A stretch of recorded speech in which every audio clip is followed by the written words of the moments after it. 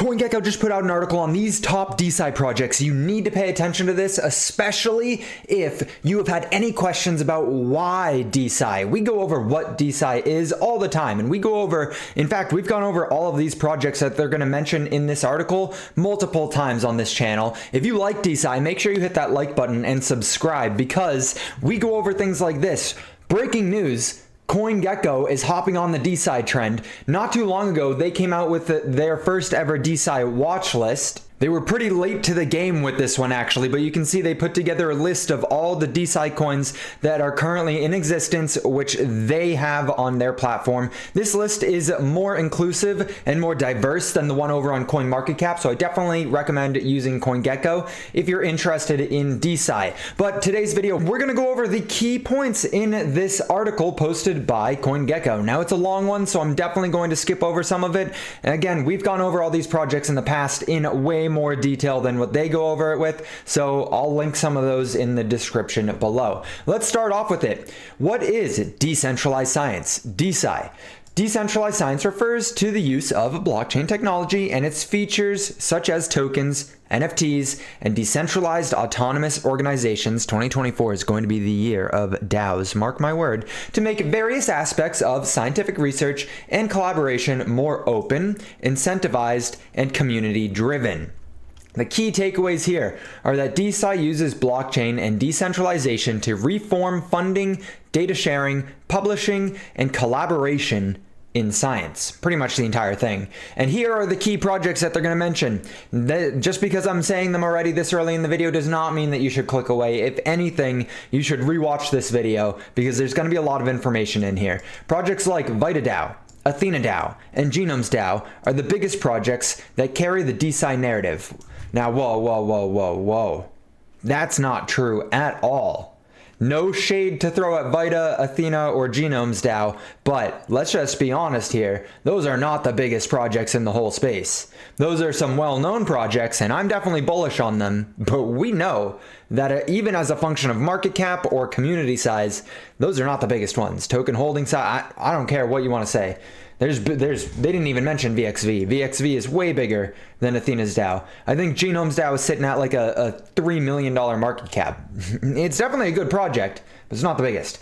As many revolutions are facilitated by technology, and most of them discussed on CoinGecko often center around decentralized systems, the scientific industry will undergo a similar shift. A shift in the way of research, publishing, funding, and new forms of collaboration that try to offer a solution to many problems in the scientific field. Bullish.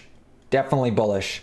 Understanding decentralized science. So as you know, Vitalik Buterin is super bullish on DeSci. He's been bullish longer than anyone out there. And this is a quote from him in an interview. So the creator of Ethereum, Vitalik Buterin, describes decentralized science as a collection of ideas that aims to answer this question. What are some ways in which emerging open decentralized technologies can make science better? Question mark, end quote. The quote encapsulates the idea behind decentralized science. Now, if you really think about what cryptocurrency and what blockchain technology does as a whole, it open sources and removes that wall that usually puts up a door so that you can't see what's going on behind the scenes, especially when it comes to money. The finance world is extremely corrupt, and that's why that was kind of the first target with all of blockchain technology, was to disrupt the financial industry. That's why DeFi was the biggest narrative. If you go and you put your thinking cap on for a second, what's the second biggest industry in the United States, globally in fact, that is very corrupt? Behind financial industry, it's the scientific and medical industries, right? You go look and understand that the United States GDP, about 1/4 or 1/5 of it, all of it is in the medical field, right? Healthcare makes up 1/5 of the entire US GDP. And all of that is behind the scenes. All of that information that they have, all of that money that conveys between one another, all that research that happens, all that patting someone on scratching their back, you scratch my back, all that corruption and bureaucracy happens behind the scenes. So opening that door and exposing the shit out of all of it, I'm here for it. I'm definitely here for it. And we're just getting started, my guys. We're just getting started. In general, the newly coined term DeSci, or Decentralized Science, is a broad concept that encompasses many dynamic methods and topics aimed at democratizing scientific research and discovery. Problems in the traditional scientific field and the valley of death. This is key. This is key. You're going to want to slow down from 2x speed here and listen to this on 1x speed, or probably 1.25 still, because if you've been listening to 2x speed, that means your brain's used to the 2x speed. You can go down to whatever. A frequently used metaphor in the landscape of traditional science is the valley of death, which refers to the context of research and innovation, specifically the critical period between fundamental scientific research and the successful deployment and translation of that research into innovations that benefit patients. Crossing this valley of death demands a novel, more effective approach. The blockchain technology, with its distinctive characteristics, may assist in addressing this challenge. All right. What is this in plain English? Okay, so in the early stages of an idea, you can get researchers, smart researchers with a reputation, who are willing to spend 50% of their career begging the government and begging private institutions for grants to conduct that research. If it's a novel enough idea and you can explain to someone with money how you could potentially make them more money with this cool research idea if it works out, then you are likely to get some funding, right? And then you take that funding, you do your research, you employ some people, you contribute to the economy and the GDP for a little bit of time as you conduct that research, and then you get some results. Those results will either be positive or negative. Either one contributes positively towards the overall body of research, but that's a topic for a different discussion. Let's say that the results are positive. The researcher is usually not the person who becomes the entrepreneur and takes that positive result and turns it into a company. Right? That's not usually, the researcher continues to research, and then the entrepreneur needs to find that successful research and create a company out of it and bring that product, bring that idea to market in the form of a product. So we have the right side, industry, where the entrepreneur exists, and we have the left side, academia, where the scientists and the research exists. DeSci is trying to fill this valley of death and combine the two by using tokenization for research. Make sense? That's the whole ethos behind it, is that there's an underfunded area in science that we can fill in a decentralized manner and open source, so you can see the results of the science and then see how it goes to market and see any corruption that exists in that area and just provide more money. That makes sense. That was a good, I did a damn good job explaining it there. There are many areas in the scientific field that are desperate need of innovation. And apart from the solutions that many DeSci projects tend to offer, probably many more branches could use an upgrade and will in the future, right? So some of those areas, some of those key focus areas are data sharing, research and publishing, funding.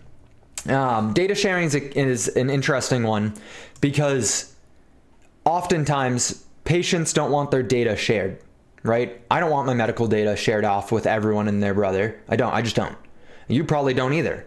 But blockchain brings this interesting concept known as zero knowledge proofs, where you could remove the data of that person away and remove the identification marks and just share the data, right? You can separate the two so you can be HIPAA compliant still and share that data out while the patient still has sovereignty over the data, and even reward, it even says it right here, sovereignty and ownership, and even reward that patient where previously they just like steal the data and don't reward the patient. So I'm excited for data sharing.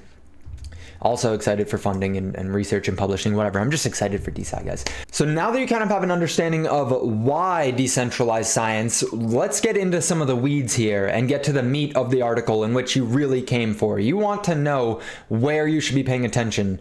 Well, in this article, which I will link in the description, and on your way down to seeing this article, please hit that like button. There are all of the DeSci projects that currently exist listed out on this cool little graphic here. So you can see the funding section, the research section, the data collection section, the publishing and the reviewing, the ecosystems, infrastructure and services, art even, and then communities. This is put out by Messari. Messari is a fantastic resource for research. And you can see some key names here like Athena DAO, like CRISPR DAO, like Moon DAO, Psi DAO, Lab DAO, Lunico, right? All these different things. Let's see, I'm sure you'll be able to notice some names that you recognize, such as Hair DAO. I have an interview with Hair DAO coming up pretty soon, so keep an eye out for that. This is just a really good resource. If you're interested in DeSci, definitely go look at this. But let's talk about the different areas in which DeSci and these DAOs, you'll notice most of these projects are decentralized autonomous organizations, can actually have an influence. So research and publishing.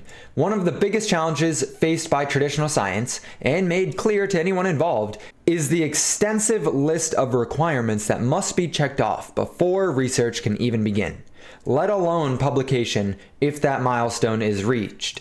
Here are some of the challenges. Peer review problems. Peer reviews serve as an important purpose, but can provide limited value while significantly slow down the communication of new insights. Not only may they give a false impression of quality assurance, favorable reviews are sometimes essentially required for publication, which is kind of questionable. Most research should just get put out there anyways so that you can break it down and see where they went wrong. But what happens is that in order to get published, you need to have an outcome that is favorable. You need to have an outcome of the research that was good for going into it to prove that it was worth going into that research. So people will kind of fudge some of the numbers a little bit in order to get that peer-reviewed check mark so that they can get it out onto the market and publicize that information. If you actually go look, I saw a stat not too long ago saying that somewhere around 80% of all peer-reviewed research that is cited in other articles and other peer-reviewed research is not replicatable,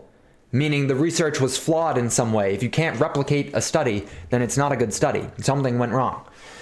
Intellectual property, so IP. An additional complication is intellectual property IP protections like patents, which can hinder the open sharing of information and halt scientific progress. Many universities have embraced patenting as a potential revenue source, establishing strict policies governing the use of any proprietary work. I feel like I don't need to go into any detail for you to see where that could be an issue when you're looking at things that are developing and progressing humanity. You shouldn't be gatekeeping that kind of stuff. And speaking about gatekeeping, on top of constraints around the research process, there are also concerns around publishing. Even if scientists want to publish their findings, scientific journals still control whether the work sees the light of day or not, serving primarily as gatekeepers over all research. I believe it's like 5 or 6 publishing sites that pretty much, if you want your information, if you want your research to be seen, you got to get on one of these websites. So it's a huge flaw. Like, it's just a monopoly, even if it's within 5 different companies. It's not ideal. And so opening this up makes it so that people have an opportunity to publish elsewhere and still be seen, still have the research seen. And it's so backwards, it makes no sense. You have to beg people for money to conduct research. And then once you've conducted that research and you have results, you need to then go pay to get it on a website. And then in order to see that research as a consumer or as a college or as the government, you need to pay that website again to see it. It's just a little middleman that adds friction, both monetarily and functionally. So getting rid of that monopoly there, open sourcing that would be a huge W. If that's all DeSci does, that would be a huge W, especially because you need to get peer reviewed in order to get on these. And likely to get peer reviewed, you have to have your buddy over here peer review your stuff over here and do it favorably so that you can get it up. You see where I'm going? Like, it's just a bad cycle to get into. High fees. Many scientific journals face criticism from the academic communities for their high open access publication fees and accusations of unethical profit margins that outstrip some of the tech giants. That's a crazy stat. That is a crazy thing. Unethical profit margins that outstrip some of the tech giants. Guys, the tech giants have profit margins of like 60, 70, 80%. That's disgusting. But that's because the publication websites are not doing shit. They're putting up a website and then making scientists pay to publish. I just went over it, so I'll save you guys that moment. But blockchain solutions for researching publicizing, open science and decentralization. One key example of this, since we're on the topic of publications anyways, I like the flow of this article, so shout out CoinGecko. That was clean. Research Hub, Brian Armstrong's thought baby, with Patrick Joyce, of course, and their entire team over at Research Hub with the ticker symbol and the coin Research Coin RSC, like $RSC for the ticker of that coin. It's a collaborative open science model where researchers can share their favorite research articles, discover papers, and be a part of the scientific community. So everything we just talked about publicizing is on this, even the peer-reviewed research area. If you see right here, there's a little 900 RSC. I don't know if you'll be able to see it, but it's a yellow or gold little badge on some of these posts. They will literally pay you to go peer review and check over their work. So you can literally, if you don't have any money to invest into this project, you can invest your time into the project. I know you know that time's your most valuable asset, and then get some research coin back for doing that, for answering questions or providing input, providing your POV on things. Very exciting. You can see Brian Armstrong right here. He's the CEO of Coinbase, guys. He's not going to let, this right here is speculation on my part, but I'm going to speculate that Brian Armstrong is not going to let his project fail. Brian Armstrong, especially as Coinbase stock goes up, has access to unlimited amounts of money from VCs. People who invested early days into Coinbase are now sitting on tens of billions of dollars, or like, calling him up like, Brian, you got any future endeavors you want money for? I'd be more than happy to, and like Research Hub is one of those things. So I think that this is one of the safest bets out there, in my opinion. The incentivization is done by the token Research Coin, which is a community reward token and the currency of Research Hub. Users will earn RSC by actively engaging with the platform. This could mean uploading papers, posting comments, and even creating posts. It can also be earned due to other users that deem your contributions worthy. On top of that, bounties can be created for community members to complete specific tasks, all incentivized with RSC. So they have incentivization and they have tipping. Now, Research Hub is not a DAO, but most of DeSci is made up of DAOs. And that's because we need ownership and direction of that DAO, of the treasury, which will hopefully contain IP NFTs. So nobody actually owns the treasury. I misspoke right there, but inside the treasury, which is governed through these governance tokens from the DAO, the treasury holds different IP NFTs. What are IP NFTs? Well, I have an entire video breaking them down in depth, but essentially they're non-fungible tokens which have the potential to revolutionize how intellectual property is owned and managed, whereby the control and monetization opportunities shift to creators and researchers themselves rather than the organizations where the research was published. Key distinction there. This could represent unique digital assets such as research papers, patents, data sets, code, etc., and could be used to improve ownership, all verifiable on the blockchain.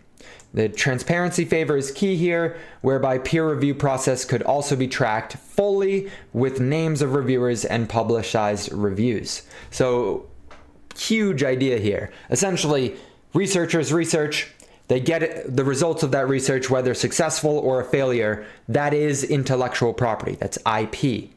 If that IP is monetarily valuable, then the organization which hosted the publication of that research or the organization which funded the research gets to keep the rights to that, gets to keep the IP. In this model, the IP would get tokenized on the blockchain and go back into the treasury which funded the research. And actually having spoken with someone from a DAO which has gone through this entire process, you even get to keep some of that intellectual property for the researcher who conducted the research. That way they get contribution as well. And then you even get a complete list of who was involved in the research so that they can go back and put it on their resume and be like, hey, I did that. I know it says Harvard, but like I was working at Harvard. I have no real way to prove it unless my name gets put on it. Well, through this, I can make sure my name gets put on it forever. No one will be able to remove it.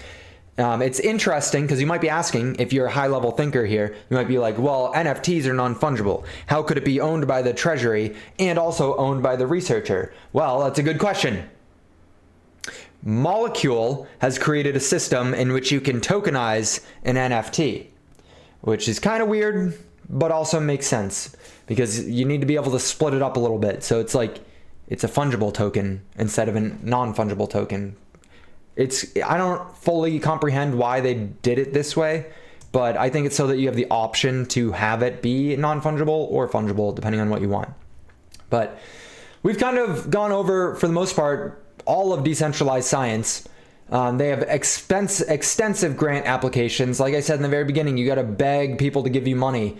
Literally beg. Scientists spend half their time, instead of researching, just begging for money. And then there's misaligned interests. Rather than just propelling humans forward and doing science in order to do science, most science is only funded if it can prove that it's going to make other people money. And while that's definitely an important aspect of it all, it should be making money should be a side effect of solving a problem, right? And then the lack of incentives. On top of this, we can observe that scientists are not sufficiently rewarded for practices like transparency, replication of work, and high-risk incentives ideas, which potentially result in many routes not taken and shots missed. Another thing that you need to pay attention to is that CZ is starting to get interested in DeSci. And now they put Brian Armstrong in when they were talking about the publication platforms, and then when they started talking about the funding of science, they put CZ in. So I would pay close attention to that. CoinGecko likely has inside information on where CZ's project or where CZ's involvement is going to come from. And my guess, based off this article, would be that CZ gets involved in DeSci through the funding of science, whereas Brian Armstrong got into DeSci in the publication of science, you know? So little high-level thinking there again. Funding through tokenization, we kind of went through that. Once they bridge the Valley of Death and they have an IP NFT, you're able to go to market with that, which is starting to happen. A place that you can keep an eye on what projects are becoming IP NFTs, like what research projects are becoming IP NFTs, is on Molecule. Molecule is a great resource. We literally, every time I do any kind of research for DeSci, I'm going to Molecule. I'm also going to BioXYZ, which I believe they post down here a little bit further. But that's basically the whole ethos. I am not going to go through the different projects that they list because I go over it in more detail in other videos, and this video is already exceeding 20 minutes. And so I highly encourage you to go onto my page and go through some of those videos if you want to. VitaDAO, great project, one of the most bullish projects out there in my opinion. They're doing some great work. They're backed by Pfizer. Pretty crazy, right? Pfizer has put money into it to try and like make this a thing. So it's not like this is just some speculative little area that everyone's flooding in and trying to like end everything. Decentralized science is trying to improve upon the current system. Yes, it's cool to fantasize about deconstructing everything that exists and making it better from the ground up, but that's not realistically what's going to happen. Realistically, what's going to happen is that DeSci just becomes a tool that makes the current system more transparent. Let's just be realistic here, okay? Another cool DAO is AthenaDAO. I'm huge on AthenaDAO. They're focused on women's healthcare research. That's a huge valley of death. A huge valley of death is women's healthcare. It just is very underserviced, very underfinanced for research. And then another one is ValleyDAO. ValleyDAO focuses on synthetic biology. So a lot of people, when you say synthetic biology, think about exactly synthetic meat, right? That's not exactly what needs to happen here. You don't need to eat synthetic chicken. You don't need to eat synthetic beef if you don't want to. ValleyDAO is not funding specifically that. ValleyDAO can also be funding, ready for this? Bacteria, which can calcify into concrete, and you could literally grow skyscrapers using this bacteria. That's probably not what's going to happen, right? It's more likely it'll be small applications, but bacteria that could grow carbon or grow concrete and remove carbon from the atmosphere while doing it. So you could build structures made of concrete that are carbon negative. Forget carbon neutral, carbon negative. So ValleyDAO, I would pay close attention to what they're doing. Very close attention. And here are more DAOs that are funded by BioXYZ. Remember I said BioXYZ is a good project to pay attention to as well because they're an accelerator. They are an accelerator. So this has been a long ass video. I almost forgot Genomes DAO. So my background is in genetic sequencing, and Genomes DAO does just that. You think 23andMe, but for the entire genome. 23andMe only sequences about 0.1% of the human genome with the effort of showing you who your relatives are. Genomes DAO, to my understanding, sequences about 80+% of your genome. So orders of magnitude more. Fantastic project as well. I'm bullish on DeSci, guys. I'm bullish on DeSci. If you found this video interesting, make sure you share it with your grandmother because I'm sure she will also find it interesting. Your time is your most valuable asset. Hopefully this was worth investing it into. I believe it was, and I will see you in the next video.